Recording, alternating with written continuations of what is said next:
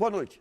O tema independência ou autonomia do Banco Central do Brasil voltou com força no debate político, depois que os candidatos à presidência, Marina Silva, do PSB, e Aécio Neves, do PSDB, apresentarem em seus planos de governo propostas para mudarem a relação formal entre o Banco Central e o governo federal. Atualmente, a instituição financeira é uma autarquia ligada ao Ministério da Fazenda. Seu presidente é indicado pela Presidência da República e, depois de passar por uma sabatina no Senado, o nome é aprovado para assumir o Banco Central. O Banco Central tem um papel fundamental na condução da política econômica do país e para garantir a estabilidade da moeda. Para discutir a missão atual e a futura do Banco Central e sua maior ou menor independência, contamos hoje com a participação do doutor em Economia e ex-economista-chefe da Federação Brasileira dos Bancos, Roberto Troster, do pesquisador e diretor do Centro de Estudos de Conjuntura e Política Econômica do Instituto de Economia da Unicamp, André Biancarelli, e em Brasília do professor do IBMEC e conselheiro do Sindicato do Banco Central do Distrito Federal, José Ricardo da Costa e Silva. Também contamos com a participação da jornalista Aline Escaso, que irá selecionar perguntas encaminhadas pelos internautas. Lembrando que o programa é ao vivo e você ainda pode enviar sua pergunta pelo portal brasilianas.org.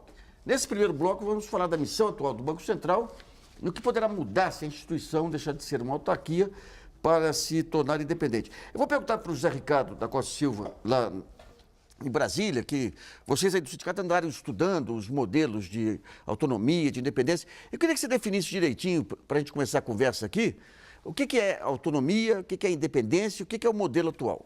A independência é um termo que foi muito utilizado nos últimos 30 anos, mas é um termo que está em desuso já há alguns anos. Hoje a gente fala muito em autonomia. Por que isso? Porque quando você fala em independência, você tem em mente um poder independente, um poder que não responde à nação, que não presta contas, que não se coordena com os outros órgãos do governo. E isso já não é visto mais como o modelo ideal. Hoje, o que é mais comum é se falar em autonomia operacional, autonomia administrativa e mesmo autonomia orçamentária, que com isso você consegue agir e implementar as metas definidas pelos órgãos de representação democrática. Então, nesse caso, quem determina o que o Banco Central deve fazer é ou o Congresso Nacional ou mesmo um órgão do governo, como o Conselho Monetário Nacional, que é um órgão composto pelo ministro da Fazenda, pelo ministro do Planejamento e pelo presidente do Banco Central. Dado a meta a perseguir, dado o horizonte a se seguir, o Banco Central vai cumprir a sua missão institucional de buscar defender o poder de compra da moeda do brasileiro e a estabilidade do sistema financeiro, a estabilidade e a eficiência do sistema financeiro. Doutor, quais são os riscos da interferência política no Banco Central? Se utilizar o Banco Central para emissão de moedas, para financiar déficit público ou leniência com a inflação, quais são os riscos maiores que ocorrem? É que você tem, assim, a política monetária tem uma defasagem muito grande, no momento que você aplica uma medida e que você tem resultados. Então, o que acontece? Você, às vezes, pode, num momento, assim, véspera de eleição, segurar os juros e a conta vem depois. Você, intertemporalmente, você faz escolhas que, às vezes, não têm bons resultados a longo prazo. A segunda coisa, o Costa e Silva levantou muito bem, as metas do Banco Central. A gente está copomizando o debate, só falando sobre o Copom, taxa de juros básico e meta de inflação. E tem outras coisas no Banco Central que estão fora do debate. O crédito, por exemplo, a gente está tendo hoje uma dinâmica de crédito muito ruim. Você tem, não só o crédito está estagnado, você está tendo uma bolha de inadimplência, os índices da Serasa, tanto para a pessoa física como para a pessoa jurídica, estão batendo recordes de alta. A inclusão bancária, você tem um problema. Hoje, apenas 6% da população pega créditos, comparativamente que você tem um nível de bancarização de cerca de 92% da PEA. Você tem que o crédito todo é de curto prazo, 75% das concessões são por por menos de 30 dias. Então, você tem que começar a olhar essas outras coisas, que a gente não pode só olhar a questão da inflação, né? Então, acho que ele bem levantou. A contribuição é muito importante e se você tem autonomia, metas bem definidas. E, por último, o Conselho Monetário Nacional, o que acontece? Quando foi feita aquela legislativo, executivo e judiciário, logo depois da Revolução Francesa, um modelo que todo mundo copiou, moeda era uma coisa sem importância, agora é mais importante. E o Brasil teve uma sacada muito grande, quando eles fizeram o Banco Central, de fazer o Conselho Monetário Nacional, diferentemente do que todo mundo, apesar de ter sancionado em 64, numa coisa que já vinha sido discutida faz tempo, e seria uma instituição com representantes do setor financeiro, do setor privado e do governo. Então você tinha um conselho monetário, pessoas... Abílio, outros. Tudo. E aí o que aconteceu? Você enxugou. Então acabou sendo que o próprio regulador, Banco Central fazendo... Isso aí no plano real. Isso foi aos poucos. Desde os militares começaram... primeiro com essa visão, aos poucos foi perdendo, então você perde um pouquinho de legitimidade do sistema, que você podia ter um Conselho Monetário Nacional com representantes de funcionários do Banco Central, do comércio, das finanças, da indústria. Mas digamos, você teve, quando veio o Plano Real, você tem, digamos, o golpe final aí nessa composição, para ficar só Banco Central e Fazenda. E na prática é Banco Central e Banco Central, né? Que o Banco Central secretaria o comitê, né? O conselho, então... Bem, cara, como é que você está vendo essa discussão e esse papel do Banco Central? O Trosser coloca aí que o Banco Central não avançou nada em termos de melhorar perfil de crédito, em termos de melhorar, remanejar poupança para prazos mais longos e tudo. Como é que você vê de uma maneira geral, a maneira como o Banco Central tem atuado? Eu acho que, na verdade, tem alguns planos diferentes para discutir a questão da independência do Banco Central, essa proposta colocada. Um primeiro, acho que pode ser colocado no plano técnico ou no plano de natureza econômica, de teoria econômica. Eu acho que a proposta de caminhar, de dar mais independências, pode ser uma questão de grau ou uma questão absoluta, mas o que está colocado é avançar na direção da independência. Eu acho que congela e institucionaliza uma determinada visão do processo, tanto do que é a moeda, do que é o crédito, do que é o processo inflacionário e do que deve ser a política monetária, no caso, e as suas relações com as outras políticas. Acho que, na verdade, esse é um ponto. Evidentemente, concordo que a moeda talvez seja uma área de intervenção do setor público na sociedade, não só na economia, qualitativamente mais importante do que outras, mas eu acho que do ponto de vista, inclusive, da democracia, do ordenamento jurídico-político, dá um status muito diferente para isso, que é isso que está colocado com a proposta de independência do Banco Central, descuidar dos impactos que isso pode ter em outras áreas da política econômica e do resto da intervenção política, que eu vejo uma tentativa de isolar uma área, uma área da intervenção pública. E eu acho isso um pouco complicado, porque cristaliza uma determinada visão. Eu queria ver com o Conselho. A gente sabe que o Banco Central tem quadros técnicos aí excelentes. Internamente, quer dizer, não estou falando de ativismo político, não, mas há discussões de monta no corpo técnico sobre a eficácia desse modelo de atuação de metas inflacionárias. E o que seria, digamos, a autonomia do banco? Por exemplo, em relação à política cambial, ele teria liberdade para usar o câmbio como quisesse, desde que focasse na meta de inflação. Como é que são as discussões internas aí? Tá, Luiz, dentro do Banco Central existe, na maior parte dos servidores, o entendimento de que o sistema de metas, em relação ao sistema de metas foi um avanço institucional muito grande e muito importante para a política monetária. Quando eu entrei no banco, há cerca de 22 anos atrás, a taxa de juros era definida pelo diretor de política monetária à noite. E ele ligava de manhã para o mercado aberto e dizia qual era a taxa. Então, era totalmente arbitrária. Esse processo vem se evoluindo desde o Plano Real, quando se criou o Copom, um pouco depois do Plano Real, e a partir daí você passa a definir a taxa de juros de uma maneira estudada, avaliada pelo corpo técnico e, mais ainda, com a implementação do sistema de metas para a inflação, você consegue dizer à sociedade de que forma você está atuando, por que você está atuando e qual é o objetivo que você quer alcançar. Então, com isso, você tem um Banco Central muito mais próximo hoje da sociedade e na atuação da sua missão institucional principal, que é realmente cuidar do poder de compra da moeda, além do setor financeiro. A estabilidade do setor financeiro, o setor financeiro, de alguma forma, é uma expansão da moeda. O setor financeiro determina a liquidez da economia. A quantidade de dinheiro em circulação está vinculada ao setor financeiro. Então, na verdade, o cuidado com o setor financeiro não é só um cuidado com a sua estabilidade, mas é um cuidado com a própria quantidade de dinheiro circulando na economia.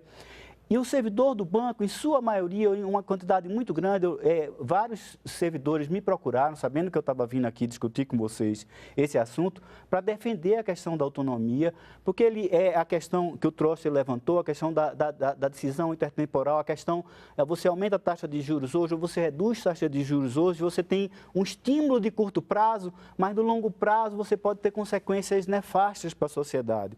Então, com a ideia da autonomia de operação do Banco Central é para que você tenha uma consistência na na atuação do banco. E tem mais uma coisa, a moeda, desde o seu início do sistema financeiro, está muito vinculada à questão da credibilidade. Então, se você acredita na sua moeda, se você acredita no sistema que está funcionando, distribuição da moeda, você consegue levar a sociedade a encontrar o seu melhor. A distribuição do trabalho, a capacidade produtiva aumenta. Nos países que tiveram maior estabilidade financeira, foram os países que conseguiram um maior desenvolvimento econômico. Eu lembro quando estava fazendo meu doutorado, que ouvi um historiador econômico, Peter Rousseau, que ele chamava a atenção que a Inglaterra foi o berço da Revolução Industrial, não porque a Inglaterra tinha ideias mais geniais do que o resto do mundo, era mais criativa do que o do resto do mundo. Muito pelo contrário, a máquina a vapor não é criada pelo inglês. A Inglaterra foi o berço da Revolução Industrial porque tinha um sistema financeiro mais estável do resto da Europa. E isso permitiu a oferta de liquidez necessária para que você desse a alavancagem de desenvolvimento, que você criasse iniciativas, que você pudesse viabilizar realmente a criação de valor para a sociedade, né, e novos produtos. Então, o sistema financeiro é muito importante como uma parte de expansão da moeda. E o servidor do Banco Central tem essa percepção de que essa autonomia é necessária. Não importa, quando eu falo de credibilidade, não importa a pressão política que é feita no curto prazo sobre a atuação da instituição. O que importa é a percepção de que não há a pressão política. Se a sociedade percebe que o Banco Central está atuando, pensando no longo prazo, a coordenação entre os trabalhadores, empresários e os fazedores de preço é muito maior. Então, você tende a ter níveis de preço, aumentos inflacionários menores do que quando você não tem essa percepção. Costa Silva, vamos tentar estabelecer um debate aqui um pouquinho mais curto. A dúvida que tem em relação ao Banco Central é aquele negócio, você ter, digamos, você conseguir tornar homogênea aí, digamos, a visão de médio prazo sobre a inflação é relevante. Vocês têm hoje um departamento de inflação aí que faz todos os estudos aí para mostrar as projeções de inflação. Agora, para ter fé, digamos, no modelo, tem que se acreditar que esse modelo, que você aumentando a taxa de juros, você tem um efeito sobre a inflação. E tem muitos estudos que mostram que colocam em dúvida essa eficácia da taxa de juros, especificamente, o único mecanismo a ser utilizado sobre a inflação, a não ser sobre expectativas, que é mais uma questão de fé, mas quando se pega a correlação de causa e efeito, você tem muitos estudos acadêmicos que colocam em dúvida isso, porque você tem vários fatores aqui que não são os mesmos fatores de países avançados aí, como é a questão do canal de crédito, a questão do estoque de riqueza existente, quando você aumenta juros lá fora, o estoque cai. Então, essa discussão sobre o modelo, eu queria que o Biancarelli colocasse um pouquinho sobre qual a sua visão sobre a eficácia ou não do modelo de metas inflacionárias. Não, a discussão do regime de metas tem toda uma discussão que, como eu já adiantei antes, ela decorre de um determinado diagnóstico do que é a inflação, do que é a moeda. Mas a discussão de comparações internacionais, outros exemplos, são sempre úteis na análise econômica, mas deve ser tomado com muito cuidado. Por exemplo, um dos grandes argumentos do ponto de vista teórico para defender um grau maior de autonomia tem a questão da credibilidade e a questão de controlar o impulso inflacionista do governo. E essa consistência intertemporal, você pode ter ganhos de curto prazo e prejuízos a longo. Olhando para o caso brasileiro, nas últimas décadas, se tem algum tipo de irresponsabilidade, não é deixar a inflação crescer na véspera da eleição. Pelo contrário, é controlar a inflação com o uso da taxa de câmbio, que é o que funciona no Brasil, apesar do modelo de metas não dizer isso explicitamente, controlou-se, aliás, essa é uma das causas porque a inflação tá incômoda agora, é porque o câmbio desvalorizou bem. Mas eu acho que a gente pode localizar no tempo 98 e 2010, eu diria que houve sim um uso com objetivos eleitorais da política monetária, mas pelo contrário do que diz a teoria que dá mais autonomia, é fazer valorizar a taxa de câmbio ou impedir uma desvalorização, como era o caso de 98, com vistas a ganhar a eleição. Isso cobrou um preço bem 98, 2003 você teve também, agora está tendo. 2003 aqui não era a véspera da eleição, mas eu acho que 98 e 2010, quando o câmbio tinha desvalorizado muito forte em 2009 e deixou-se apreciar de novo com vistas a segurar a inflação. Eu acho que no debate político eleitoral brasileiro, o risco de inflacionismo não existe, porque a inflação baixa é um ativo muito grande para ganhar a eleição. E não necessariamente a inflação baixa às custas de um câmbio, por exemplo, apreciado, é uma aposta de longo prazo para o conjunto da economia, não só para os preços. Trouxa, como é que você vê o modelo de metas inflacionárias e essa relação entre a taxa de juros e a inflação? Bom, ele bem lembrou. Agora, só complementando o que ele falou, câmbio tem um custo na indústria, quer dizer, você segura a inflação, prejudica os industriais, sabe? E esse prejuízo é mais permanente. E as contas externas são por vinagre, né? Mas conta externa, às vezes, com crédito se resolve. Agora, indústria, que fechou uma indústria, você não abre de volta, é diferente de agricultura. Queimou uma safra, a outra você planta, que o João garante, né? Mas eu acho que, assim, política econômica, assim, o Banco Central tem mais de uma meta. Então, eu acho que a primeira coisa a gente devia ter, meta de inflação, mas meta de eficiência, que é um dos objetivos, meta de estabilidade, metas de inclusão, metas de estabilidade financeira. E, ao mesmo tempo, a gente podia repensar um pouquinho o papel. Quem que cuida da política monetária? Esse tem um órgão. O Banco Central inglês tem um modelo interessante que ele pegou e falou, o Banco Central está dividido em 3 divisões: estabilidade financeira, estabilidade monetária e eficiência da intermediação. E depois, então, aqui a gente ainda está com um sistema que vai fazer 50 anos esse ano. Então, eu acho que a gente tem que pensar um pouquinho mais. Mais uma vez, também depende de quem está conduzindo. Né? Tá. Você tinha um bom presidente, Arminio Fraga, por exemplo, podia ser o que fosse. Era um cara que fez acontecer, né? Meirelles, por outro lado, só cuidou da taxa básica de juros, Copom virou manchete e o resto não dava nem rodapé de jornal, né? É isso. Vamos a uma questão selecionada pela jornalista Aline Escaso, lembrando que o programa é ao vivo e você ainda pode mandar sua pergunta para o portal brasilianas.org. Aline. Boa noite, Nassif. Boa noite a todos. A pergunta é de Henrique Costa, de Maceió, Alagoas. Ele quer saber se a independência normativa do Banco Central aqui no Brasil o deixaria sob controle de economistas ortodoxos, subtraindo a soberania do povo. Para quem que ele fez a pergunta? Não, tem aberto. Para vocês. Por favor. Para todos. Eu acho que o Banco Central tem um staff muito bom, quer dizer, então, nesse sentido, não tem muita preocupação. Acho que você deveria separar o que é política monetária, o núcleo de política monetária. Independentemente, não faz sentido que o diretor de administração faça parte do Copom. Quer dizer, se a gente faz um Copom, tá? Agora, eu acho que escolher bons economistas, eu acho que a questão não é ideológica, sim é uma questão de eficiência. E o Banco Central tem que ser ortodoxo, né? Porque não pode ter o freio nos dentes, né? Mas tem ortodoxias, por exemplo, nós temos alguns casos de heterodoxia, como foi o Plano Real. Quer dizer, uma heterodoxia que deu certo. Alguém que pensa. Então, eu acho que numa sociedade que está mudando, pensar um pouquinho a mudança também. Não é olhar o manual... Manualzinho, né? A regra de Taylor. Né? Vamos para o primeiro intervalo e brasilianas.org volta logo.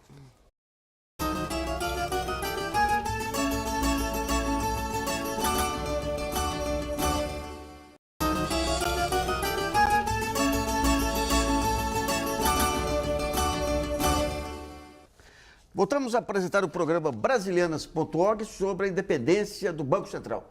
Nesse segundo bloco, vamos mais a fundo dos argumentos contrários e favoráveis à total independência do Banco Central em relação ao governo. Eu queria ver com o Costa, o que é, por exemplo, quando a gente olha a experiência internacional, em alguns países essa, digamos, autonomia, ela vai até um certo ponto, toda decisão, em outros países, toda decisão não pode ser questionada por ninguém. Quais os limites dessa autonomia? Como que seria, digamos, o Banco Central autônomo, independente, nessa visão desse grupo de funcionários? Luiz, não existe Banco Central independente em lugar nenhum do mundo. Talvez o exemplo de Banco Central mais independente ou mais próximo da independência é o Banco Central americano, o Federal Reserve Bank. No entanto, mesmo nesse caso, existe uma grande cooperação ou coordenação entre o presidente do Banco Central e o secretário do Tesouro. E o presidente do Banco Central americano tem que ir periodicamente, se eu não me engano, quase mensalmente, ao Congresso Nacional para prestar contas. Então, em todo o mundo, toda a experiência internacional, quando se fala de independência ou autonomia, e o termo preciso tem que ser autonomia, existe uma responsabilidade e uma resposta do Banco Central para a sociedade, seja para o Poder Executivo ou seja para o Congresso Nacional. Então, se o presidente do Banco Central em outros países, mesmo na Austrália, cometer algum ato que não está correto ou ser cobrado, ele pode haver o pedido de destituição dele pela presidente ou pelo Congresso. A diferença para o modelo que a gente tem hoje no Brasil é que a destituição tem que ser aprovada pelo Congresso Nacional. E isso dá um pouco mais de segurança, um pouco mais de certeza à sociedade de que haverá um debate, uma atuação política do Banco Central, mas olhando mais o longo prazo. Ô, Roberto, quando a gente pega o FED, o Banco Central Americano, ele tem, digamos, todos os seus escritórios regionais e tem um contato permanente com os grandes empresários para não depender só da expectativa do mercado. Aqui, digamos, o Banco Central ele não é muito amarrado a uma visão de cenário que é exclusivamente financeiro? Eu acredito eu acho que assim, a gente faz uma leitura do resto do mundo só por conta da inflação, que é um resquício da época que a gente tinha inflação alta. Quer dizer, nos Estados Unidos você começa a olhar mais na ponta final, como é que a taxa Selic afeta o crédito Aline, da jornalista Aline? Como é que afeta? Quanto acesso que ela consegue? Eu acho que essa coisa. E eu acho que o setor, primeiro a questão da inflação, que todo mundo está olhando, mistura as duas coisas. Eu fiquei chocado com duas coisas. A Veja dessa semana fala, quem rouba é banqueiro, né? Saiu na Veja dessa semana. O pior disso é que ninguém protesta, nem do lado do Banco Central. Fala, opa, espera um pouquinho, a função dos bancos é legítima, né? Sabe? Que a Veja... É a Veja dessa semana. Ela fala... Né? Pode ficar. Não, obrigado. Não. Por quê? Posso. Não, mas o ponto é que assim, o sistema como um todo está com uma perda de legitimidade, as pessoas começam o que é taxa Selic, o que é taxa de crédito, se sobe a Selic, como é que isso afeta o crédito, como afeta o bolso de todo mundo. Mas vamos pegar aqui, o Banco Central, num determinado momento, ele começa a jogar a Selic para baixo e começa a atuar sobre os spreads bancários. E a partir de um determinado momento tem uma volta de inflação, não em função do Selic, em função de especulação internacional de preços de commodities. Aí ele abre mão dessa tentativa de trazer Selic para baixo e deixa o spread voltar a outros níveis.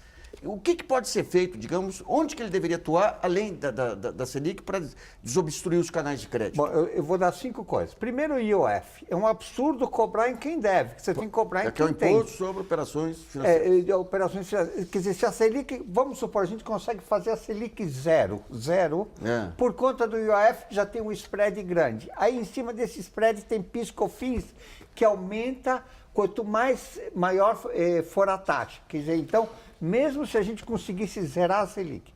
Segundo, tem compulsórios muito altos. O Brasil tem números redondos, 409 bilhões de compulsórios para 700 e muitos bilhões de crédito. Que é dinheiro que fica parado no Banco Central. Todo mundo fala, não, mas é dinheiro que os bancos captam de graça. É mentira. E parte dos compulsórios são remunerados. É mentira. Banco não capta de graça. Agência, mão de obra, quer dizer, captar a CDI... com todos os custos. Então, o que acontece? Todo aquele custo vai lá em cima.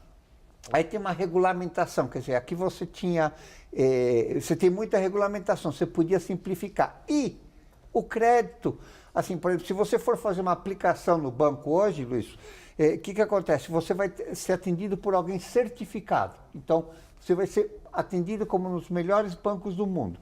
Agora, e se te derem instruções ruins, não vai, você pode responsabilizar. Já na outra ponta do crédito, vale tudo. Não precisa certificação, nada disso. Então, nós temos que começar a pensar em crédito responsável, cadastro positivo, por exemplo. No papel, você podia ter um cadastro interativo. Então, eu vou lá, André chega lá e fala, ó, mudei o endereço, avisa. Você pode ter ganhos de eficiência. Eu vou dar um exemplo. Você vai aqui, Brasil, que o país que tem a média mundial, 40 ATMs por máquinas de sacar dinheiro por 100 mil habitantes, no Brasil tem 120. Fala, poxa, Brasil tem tecnologia melhor. Mentira, o que acontece? Você vai no supermercado, tem... Todos os bancos aí. Bancos diferentes. Então, você tem que começar a pensar na questão de eficiência, e eu acho que esse papel do Banco Central é começar a pensar o sistema de maneira mais abrangente. O Banco Central não passa por isso? É que o mandato institucional, quer dizer, o sistema ficou copomizado. Acho que a gente tem que descopomizar o sistema. Copom, vou explicar para o telespectador o que é o Copom. Copom é a reunião do Comitê de Política Monetária. Então, o Banco Central ficou muito copomizado, muito focado no Copom. E Copom é uma parcela pequena do Banco Central. Tá. Então, acho que o José Ricardo, né? Vai me corrigir, mas são cerca de 5 mil funcionários do Banco Central e que cuidam de política monetária deve ser menos de 100, né? Então, o que os outros 4.900 fazem, né? Passa por Ricardo. Eu acho que essa preocupação é válida. O papel do Banco Central não é só cuidar da taxa de juros, mas sejamos claros aqui, o que está em jogo é a maior liberdade para colocar a taxa de juros onde um corpo técnico livre de pressões políticas tenha mais liberdade para fazer isso sem sofrer ameaça de demissão, digamos assim, ou sem sofrer as influências políticas. É disso que se trata, até porque o debate da independência do Banco Central foi colocado agora no debate eleitoral brasileiro por conta disso, pelo processo que você lembrou de uma tentativa que foi abortada ou retrocedeu de baixar a rentabilidade, baixar a taxa de juros. É disso que se trata. Todas as questões do crédito, de aumentar a eficiência do crédito, de ampliar o crédito, torná-lo mais barato, mais eficiente, tudo isso, até onde eu entendo, me corrijam vocês que entendem muito mais do que eu, isso não depende de uma autonomia do Banco Central. A autonomia que se está colocando em pauta para aumentar é uma autonomia de que um corpo técnico vai ter uma liberdade para atuar e não é uma questão de eu prestar contas e ser fiscalizado ou não, é de escolher a prioridade. E quando se define a prioridade, digamos o seguinte, a prioridade é a inflação e a sua ferramenta é o juros. Você não tem limite para os juros e, ao mesmo tempo, você não tem que responder por custos fiscais. Exatamente dessa isso. política para os juros. Vamos supor que a sociedade definisse, o presidente entregasse ao ministro da Educação a tarefa de universalizar com qualidade o ensino médio. Seria uma ótima meta para a sociedade brasileira. Quebraria o país. Eu não tenho nenhum compromisso com o custo fiscal disso, vou fazer isso. Então, como é que fica nessas discussões, digamos, essa questão da responsabilidade fiscal da política de juros? Já que quando se aumenta a Selic, e você tem outras ferramentas para digamos, para influir no crédito, como as tais medidas prudenciais, mas como que se discute internamente a questão do impacto dos juros na política fiscal? Ou se pensa o seguinte, isso é problema do Tesouro e do planejamento? Não, claro que não, Luiz. Aí você tem duas coisas. Primeiro, daí a importância da coordenação que você já tem, de alguma forma, no âmbito do Conselho Monetário e que você teria muito mais forte pela necessidade de prestação de contas da direção do banco ao Congresso Nacional. E com isso, isso exigiria do banco um compromisso maior. Mas eu acho que o mais importante de tudo é que você, com uma autonomia, você permite, existem vários estudos internacionais que a autonomia permite redução de taxa de juros no longo prazo. Se você olhar a questão da taxa de juros do Plano Real até hoje, da taxa de juros, do spread bancário, ele vem caindo constantemente. E isso é fruto da maturidade da sociedade de viver com preços estáveis. A estabilidade de preços permite taxas de juros de longo prazo muito mais baixas. Pegando a questão do Troster, banqueiro gosta de inflação. Na época de inflação alta, os bancos ganhavam 12% do PIB era para os bancos, dos quais quase 5% era float de inflação, era recursos inflacionários. Depois disso, isso caiu bastante. Então, a queda da inflação reduz spread bancário, reduz taxa de juro básica, mas também reduz taxa de juro ao consumidor e às empresas. Se você vê as séries históricas, mostram claramente uma tendência constante depois do fim da inflação, da redução dos juros. A eficiência do sistema financeiro, juros mais baixos, o crédito cresceu de 25% do PIB para quase 50%. Tem a parte de inclusão financeira. Há 10, 15 anos atrás, só 18% das cidades brasileiras tinham mais do que 5 estabelecimentos. Hoje, quase 100% das cidades brasileiras têm mais de 5 estabelecimentos. Nenhum município brasileiro vive sem um estabelecimento de acesso ao crédito. Então, isso é a atuação da área de inclusão financeira dentro do Banco Central. O banco está atuando nisso. Agora, ele pode fazer isso com muito mais força e com muito mais credibilidade se ele tiver uma autonomia de fazê-lo em termos de definir essa luta contra a inflação. Trouxe. Olha, primeiro, só complementando, você tem que ter autonomia com metas. Tá? Segundo, todo funcionário do governo tem um pouco de espírito cívico, quer dizer, não é subo o juro e dane-se o mundo, eu consegui minha meta, quer dizer, se supõe um mínimo de cumplicidade e de civismo. Agora, eu queria falar 3 coisas que você colocou. Primeiro, a gente tem acesso, 92% da PEA tem em média... população economicamente ativa tem conta em banco, tem relacionamento. E na média você tem 1,98 relacionamentos bancários por pessoa. Quer dizer, então, acesso 100% de acordo. O que é o relacionamento bancário? Ele tem conta de poupança. Tá. Hoje no Brasil você consegue, diferentemente de outros países, com R$100, abre uma conta aqui em São Paulo, quero passar, ele sai aí do programa, vai no caixa e tira o dinheiro, na hora, sem custo, sem nada, então sistema de pagamentos eficientes. Agora, a bancarização no sentido de crédito, só 6%. E você está vivendo uma bolha de endividamento. Só para você ter uma ideia, o grau de financiarização, que é quanto que da renda do PIB vai para pagamento de juro bancário só, é aproximadamente 21% do PIB. E 13,2% do PIB do primeiro trimestre desse ano só de juros de operações de crédito. Quer dizer, agora, diferentemente do que ele faz, isso não fica com o banqueiro.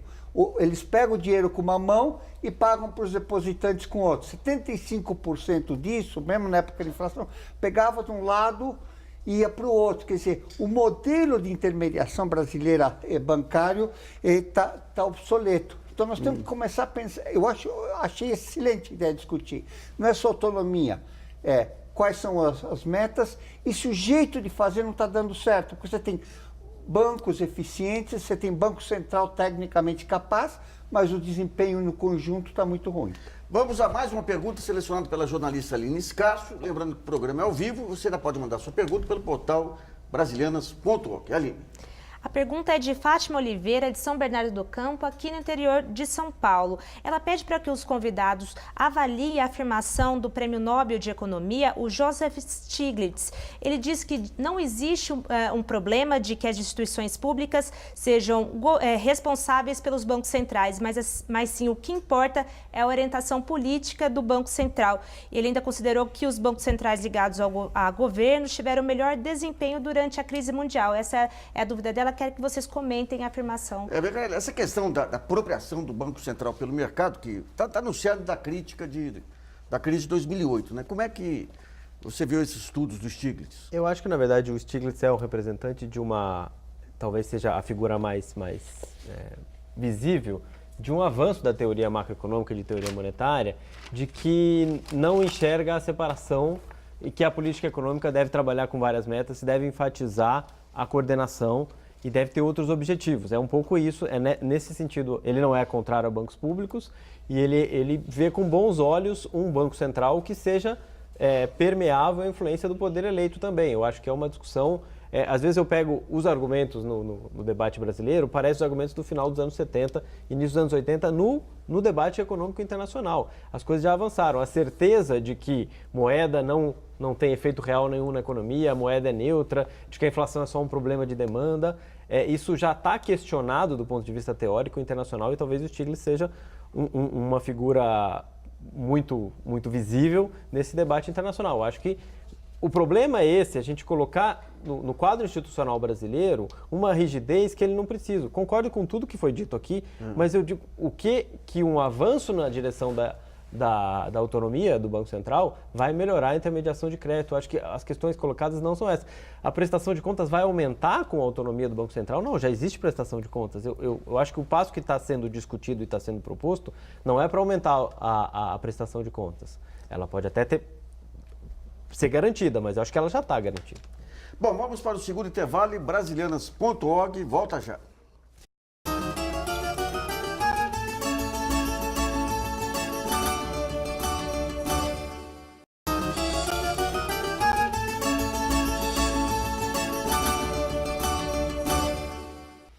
Voltamos a apresentar o Brasilianas.org sobre a independência do Banco Central. Nessa última parte do programa, vamos falar um pouquinho da experiência de bancos centrais independentes em outros países. Mas antes eu queria voltar ao Costa Silva. Costa Silva, quando todas as análises aí sobre o efeito da taxa de juros na inflação, entra a questão cambial. Quando o Banco Central começou a retomar de novo a elevação dos juros, ficava claro que era receio também, era uma medida preventiva com receio que os Estados Unidos aumentassem os juros e puxassem recursos daqui. Ou seja, o câmbio é um elemento central em toda essa política de metas inflacionárias. Por que o Banco Central não explicita isso nos seus relatórios, na sua prestação de contas à opinião pública? Luiz, o câmbio é um instrumento essencial para qualquer economia que não é economia como a americana ou europeia, que emite a moeda mundial. A gente fica sujeito a impactos e variações. Nossas economias são, sim, vulneráveis à variação no câmbio, as economias emergentes. Mas eu vou lhe citar um exemplo que eu sempre lembro. Quando nós implementamos o sistema de metas para a inflação, em 1999, janeiro de 99, o câmbio desvalorizou mais do que 100%. E havia um medo enorme de que a inflação estourasse. E, na verdade, mesmo o câmbio continuando quase 100% no final do ano desvalorizado em relação a janeiro de 99, a inflação foi de 8%. E o ganho em relação a isso foi principalmente uma coordenação com a sociedade. A sociedade entendeu o que o Banco Central estava fazendo e passou a atuar na direção de que os preços não aumentassem tanto. E a gente fechou 1999 com 8, alguma coisa dentro da meta de inflação, apesar do câmbio extremamente desvalorizado. Então, eu concordo, sim, que o câmbio tem um impacto grande sobre o preço, é uma preocupação em qualquer lugar do mundo que não seja os Estados Unidos e a Europa, que são os países que produzem a moeda que circula internacionalmente, mas apesar disso, nós tivemos uma inflação relativamente baixa. Então, o Banco Central foca na inflação para dizer à sociedade o que ele está fazendo, porque o objetivo do Banco Central não é decidir sozinho, é para fazer com que a sociedade convirja para a visão de ter preços estáveis. Eu acho que assim, câmbio é uma ferramenta, deveria ser mais explícito o uso, quer dizer, por que estamos quase com 100 bi de swap cambial, quer dizer, que é um risco, né, para o sistema. Ele mencionou 99, muito bem. Também fizeram a mesma estratégia e o país perdeu do dia para a noite 40 bi que foram para os investidores estrangeiros, assim, presente, para. Segundo, o câmbio, a gente tem que arrumar esse mercado. Não pode ser que a gente tenha a bolsa de futuros mais moderna, entre as mais modernas do mundo, e o câmbio à vista, a lei foi assinada por Getúlio Vargas e Oswaldo Aranha em 1932. Quer dizer, temos que começar a pensar num câmbio, fazer a abertura completa, porque senão o que acontece? O mercado futuro que fixa as cotações. Você vê hoje, por exemplo, que o câmbio disparou. Mas Roberto, quando fala abertura completa, quando você pensa o câmbio... Desculpa, abertura inteligente, continua, desculpa. O que é abertura inteligente? Não, uma abertura que convém ao Brasil. A gente fez a abertura que convém aos especuladores. Quer dizer, porque se você deixar aberto, sem o mercado definindo o câmbio, O câmbio, em geral, historicamente, você tinha as relações comerciais que definiam, você tinha mais déficit, o câmbio desvalorizava, menos. Mas hoje, com o diferencial de taxa de juros aí, o câmbio não é um câmbio que define a competitividade de uma economia. Né? Exatamente, então tem que mudar a estrutura do mercado de câmbio. Tá. Você liberou a parte especulativa e a parte produtiva está travada. Então o que acontece? É o rabo que mexe o cachorro. Então, tem que mudar coisas simples, por exemplo, você que é um milionário, você pode agora ir para Nova York e abrir uma conta lá fora em dólares. Nós dois que somos, nós três, né? Eu vou incluir o Costa e o Vanito. Nós não podemos, se a gente for viajar alguma coisa, temos que comprar dólar e carregar no bolso, e correr riscos, quer dizer, temos que modernizar. A gente abriu a parte que não devia ter aberto e não abriu o que devia ter aberto. O que você acha, Beccara? Em relação ao mercado de câmbio, essa distrofia ou essa hipertrofia do futuro em relação ao à vista, eu seria mais favorável a colocar mais travas no futuro do que abrir mais o à vista, mas essa é uma discussão bastante complexa. Em relação ao papel da taxa de câmbio, eu tenho um colega que dizia, isso antes, até em 2006, dizia, tem um departamento do Banco Central, sem nenhum tipo de desprezo, é só uma ironia, que opera a política, e a política, mesmo no regime de metas, o canal mais importante é o canal de câmbio, e tem um outro departamento que divulga os mecanismos, aí tem o canal do crédito, etc. É uma ironia para dizer o seguinte, nos anos em que o Brasil teve apreciação cambial, a gente cumpriu a meta em cima ou abaixo. Nos anos que tivemos desvalorização cambial importante, a inflação ficou acima da meta. A inflação não é só a inflação importada no Brasil. Agora, por exemplo, é importada, é de serviços e é de alimentos. Mas, ao contrário, a inflação quase nunca é só de demanda. O regime de metas, pelo menos no modelo que ele está criado e justificado, dá a impressão, e ele é construído dessa maneira, de que a inflação é sempre um resultado de excesso de emissão monetária ou de descontrole das contas públicas. A inflação é um bicho complexo. Às vezes ela responde muito bem à política ortodoxa, às vezes não. E um instrumento que desde 1994 mais teve sucesso no controle da inflação foi a taxa de câmbio, com os seus efeitos positivos de controlar a inflação e com os seus negativos de prejudicar a estrutura produtiva. Eu acho que Então, mas quando se pensa, aí que está o negócio, no curto e no médio prazo, que é essa questão da dicotomia do Banco Central, de ter... Quer dizer, quando você pega a taxa de câmbio e joga para baixo, está pensando no curto prazo, porque você segura a inflação. Sim. Mas o médio prazo, que é a definição de uma estrutura industrial que garanta emprego, que garanta... isso aí vai para o vinagre. Então, digamos, esse conceito de curto e médio prazo também... Sim. E tem que levar em conta que também, pelo menos de 2003 para cá, a apreciação muito forte da taxa de câmbio, até 2010, até 2011, que depois já desvalorizou um pouco.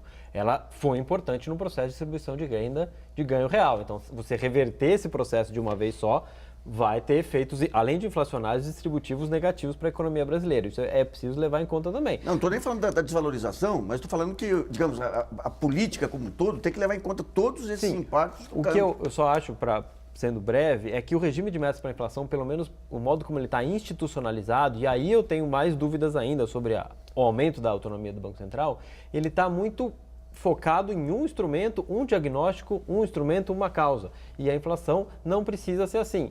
Eu não sei, não há uma outra coisa para colocar no lugar com o grau de capacidade de coordenar expectativas que o regime de metas. Mas eu não sei se a gente precisa avançar na institucionalização dessa visão muito estreita sobre o que é a inflação. Então, mas deixa eu perguntar para o Troço. Essa questão das expectativas, quer dizer, o Banco Central hoje ele tem, e todos os departamentos econômicos, ele tem suas planilhas aí com projeções, com previsões inflacionárias. Isso aí, digamos, é uma forma de democratizar a informação que permite uma coordenação. Agora eu pergunto o seguinte, essa coordenação, você não teria outros instrumentos que não, digamos, a receita única dos juros para atuar sobre a inflação? Por exemplo, as medidas prudenciais em cima do crédito. Em outros tempos, os estoques reguladores, o próprio compulsório. Esse conjunto de medidas aí...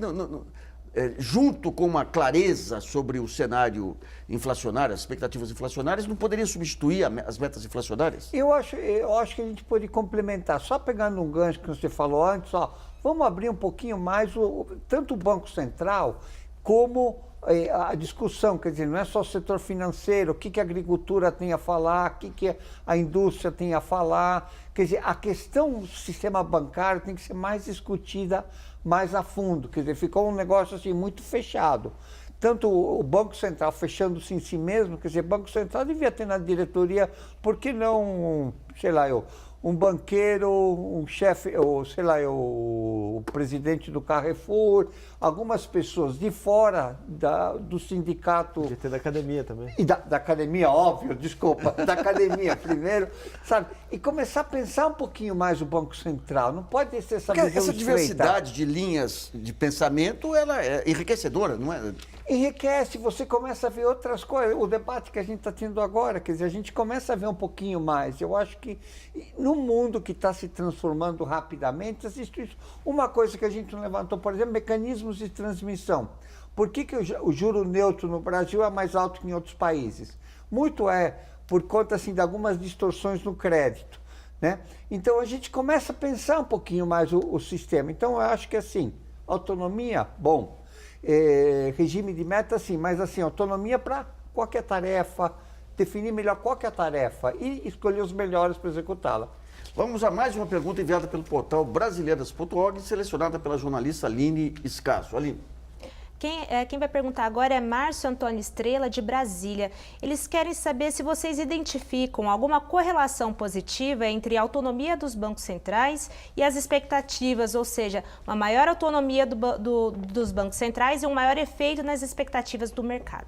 Eu vou pegar o Cossilva. Cossilva, o Estrela, nós até publicamos um estudo dele mostrando que essa correlação é clara em países de economia estabilizada, mas que não é clara em países emergentes, ou seja, que uma maior autonomia leva a um maior controle de inflação, né? Como é que vocês veem essas correlações? O Márcio Estrela é um colega muito preparado, tem um trabalho lá no banco, uma apostila sobre o assunto. É verdade, a maior parte dos estudos indicam a correlação entre autonomia, independência e inflação baixa, ou seja, uma relação negativa, embora quando você coloca os países em desenvolvimento, essa correlação não fica tão forte, ou fica sujeita a algum questionamento de causalidade. É uma tecnicalidade de estatística, da econometria, que não dá segurança de que existe uma causalidade. Mas existe sim, Márcio, evidências, embora pequenas, de que o aumento da autonomia afeta a credibilidade na instituição, no seu papel de combate à inflação, e isso, de alguma forma, afeta as expectativas. O Luiz Nassif iniciou o programa dizendo que as expectativas não eram coisas importantes, mas é só ler Keynes, no capítulo 12, para você ver a importância das expectativas na formação de preços, na formação, inclusive na formação do produto interno bruto, na taxa de crescimento. Se você espera sucesso, você alcança. Então, a credibilidade que vem da autonomia gera preços mais baixos e gera taxa de juros também mais baixas no longo prazo. Vamos corrigir, eu jamais disse que as expectativas não são relevantes, não. Elas são da mais absoluta relevância. O que eu disse é que não pode ser matéria de fé. Você tem que estabelecer uma correlação clara entre as medidas e a inflação para a expectativa não ficar meramente uma torcida aí. Calma, Deus me livre. Aí seria demais, né? E complementando a correlação, às vezes, quer dizer, você mesmo falou antes, assim, e ele bem lembrou, a inflação tem múltiplas causas e múltiplas curas dependendo das causas, quer dizer, então a gente tem que ver. Mas, de maneira geral, autonomia, imagina para você fazer o programa, você tem autonomia, faça um bom programa, imagina se está todo mundo te falando. Eu acho que o problema não é a autonomia em si, mas a maneira como o Banco Central definiu suas metas. O que foi colocado aqui. Você trabalha especificamente com a questão do Copom, usa uma única ferramenta que é a taxa de juros, que tem um conjunto grande Diz que usa. Diz que usa. Não trabalha os canais de transmissão da taxa de juros, deixa de lado as implicações do câmbio e fica uma ideia fixa. Esperando que... Então, qual é, o próprio Delfim, quando tem escrito, qual é a grande vantagem? É coordenar a expectativa. É que nem bolsa aí agora. Sai uma pesquisa, todo mundo... A bolsa cai, sai outra pesquisa, a bolsa sobe. Você fala, isso aí é racionalidade ou é efeito manada? Então, efeito manada é racional, eu vou perguntar para você agora. Racional que nem um efeito manada, né? Uma racionalidade, assim, uma irracionalidade racional, vamos dizer. Você faz uma aposta, sai a capa da Veja, a bolsa cai ou sobe. Isso aí você não consegue definir uma expectativa racional de longo prazo em cima de matéria de fé, né? Esse é um ponto.